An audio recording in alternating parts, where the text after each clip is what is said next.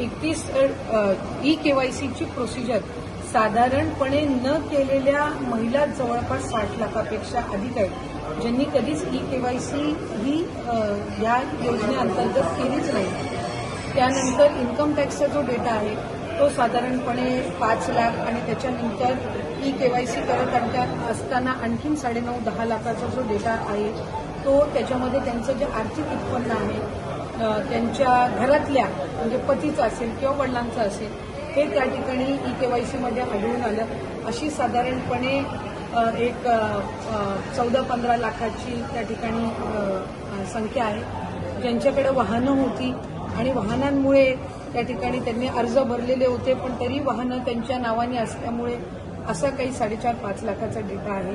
आणि त्यामुळे ज्यांना वारंवार संधी देऊन सुद्धा ई केवायसीची प्रक्रिया झाली नाही त्यांना त्या ठिकाणी योजनेचा लाभ आणि जे काही नियम आणि निकष ठेवलेले होते त्यानुसार या योजनेचा लाभाच्या दृष्टिकोनातून सरकारने त्या ठिकाणी निर्णय घेतला आणि कुठलीही पात्र महिला ज्यांनी ई केवायसीची प्रोसिजर केलेली आहे आणि तरी सुद्धा तिला त्या ठिकाणी लाभ मिळत नाही आहे अशा पद्धतीचं कुठल्याही पात्र महिलेवर अन्याय किंवा त्या लाभार्थीवर अन्याय हा विभाग म्हणून किंवा शासन म्हणून केला जाणार नाही.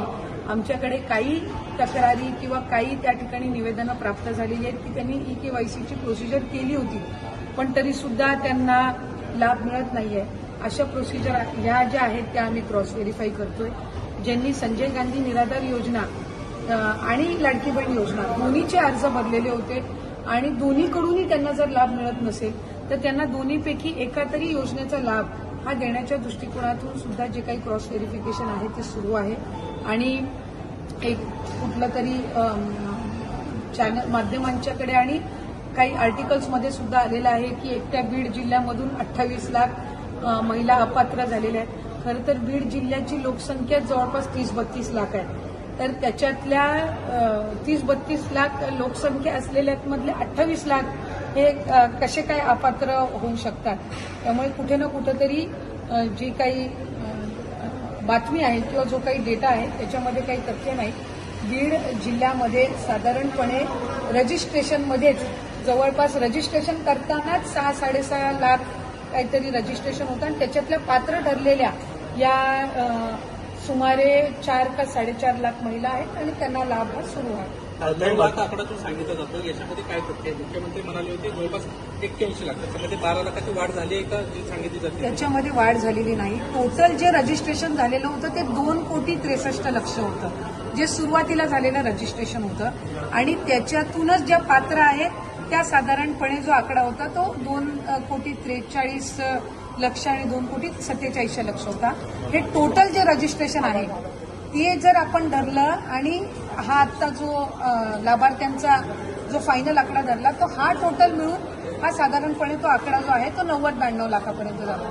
पण टोटल रजिस्ट्रेशन 2,63,00,000 होतं त्याच्यातले कदाचित म्हणजे त्याची नोंद धरून हा कदाचित हा डेटा येत असेल पण साधारणपणे आत्ताच्या घडीला आपण 1,67,00,000 ते 1,70,00,000 सुमारामध्ये हा जो आहे तो डेटा पूर्ण ई केवायसीची प्रक्रिया केल्याच्या नंतर हा त्या ठिकाणी आपल्याकडे आहे.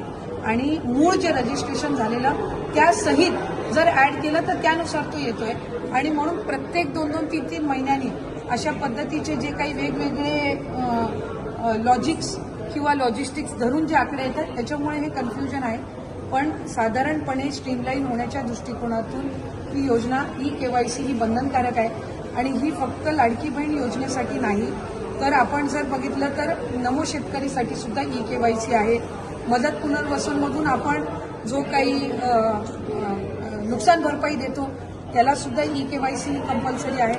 ज्या डायरेक्ट डीबीटी स्कीम्स आहेत म्हणजे डायरेक्ट बेनिफिशरी ट्रान्सफरच्या स्कीम्स आहेत त्या सगळ्यांमध्ये ई केवायसी ही कंपल्सरी आहे.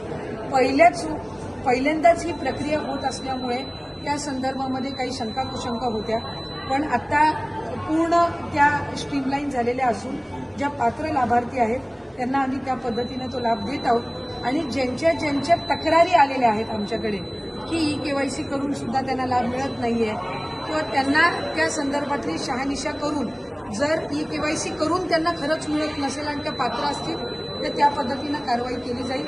पण ई केवायसी करून सुद्धा जर या दुसऱ्या म्हणजे समजा त्यांची वाहनं असेल किंवा इन्कम टॅक्सच्या याच्यामध्ये ते बसत नसतील किंवा दुसऱ्या कुठल्या स्कीममध्ये ते कुठला लाभ घेत असतील आणि त्या कारणाने असेल तर स्वाभाविकरित्या त्यांना ज्या दुसऱ्या स्कीमचा लाभ सुरू जाईल, पण लाडकी बहीणचा त्यांना त्या पद्धतीनं तो लाभ काही पुढे कंटिन्यू करेल. किती रक्कम जी आहे ती महिलांना गेलेली आहे, एक्झॅक्ट आकडा किती आहे ज्या बाद झालेल्या आतापर्यंत? अपात्र महिलांची आतापर्यंतची संख्या किती आहे आतापर्यंत? म्हणजे अपात्र महिलांची साधारणपणे मी पात्र महिलांची तुम्हाला सांगते की 1,67,00,000 इतकं आपण जे लास्ट डीबीटी केलेलं आहे ते सुमारे त्या याचं गेलेलं आहे.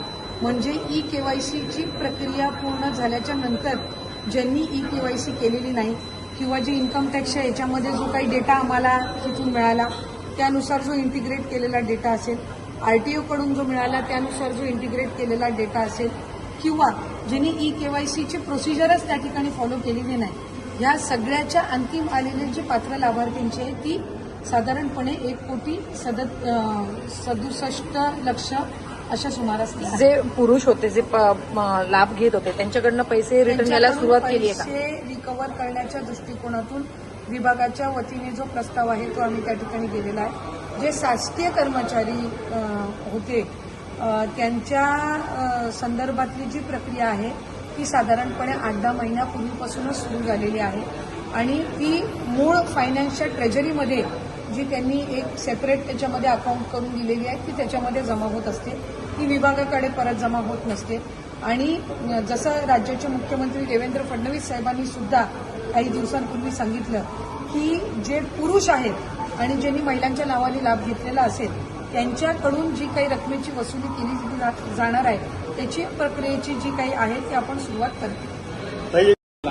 एकूण खर्च आतापर्यंत किती झालेला आहे? साधारणपणे 2025च्या ऑगस्टमध्ये आपण ई केवायसीची प्रक्रिया सुरू केली आणि त्या ई केवायसीच्या प्रक्रियेमध्ये आपण 6 महिन्याची मुदत, पहिल्या कालावधीमध्ये 1 महिना, नंतर आणखी विनंती आली आणखी 2 महिने, त्याच्यानंतर आणखी 2 महिने आणि मग शेवटचा डिसेंबर 31 पर्यंत आपण ई केवायसीची मुदत दिली होती. त्यानंतर सुद्धा ज्यांनी ई केवायसी 31 डिसेंबरपर्यंत केलेली आहे पण त्यांच्या ई केवायसीमध्ये काही त्रुटी राहिलेल्या आहेत, आपण त्यांना सुद्धा ती दुरुस्त करण्याच्या दृष्टिकोनातून एप्रिल महिन्यापर्यंत त्यांना संधी दिली आणि 31 ई केवायसीची प्रोसिजर साधारणपणे न केलेल्या महिला जवळपास 60 लाखापेक्षा अधिक आहेत, ज्यांनी कधीच ई केवायसी ही या योजनेअंतर्गत केलीच नाही.